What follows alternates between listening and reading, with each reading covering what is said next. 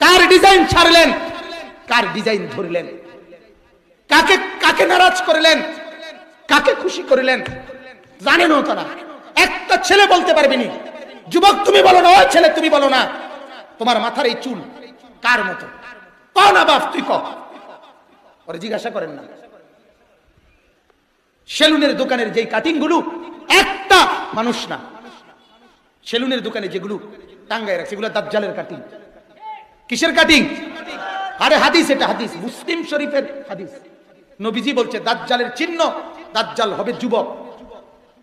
দাজ্জালের চিহ্ন ইন্নাহু শাবুন, যুবক হবে। কাতাতুন, নবীজি বলছে দাজ্জালের চুল হবে এলোমেলো। কসম, এটা হাদিস। আওয়ারুল আইন, দাজ্জালের চোখ হবে টেরা। আল্লাহর নবী সাল্লাল্লাহু আলাইহি সাল্লাম বলছে দাজ্জালের বিশেষ চিহ্ন তার চুল থাকবে এলোমেলো। এই জন্য যুবকের চুল আজকে এলোমেলো করে দিছে। আজ বরবাদ হয়ে গেছি আমরা।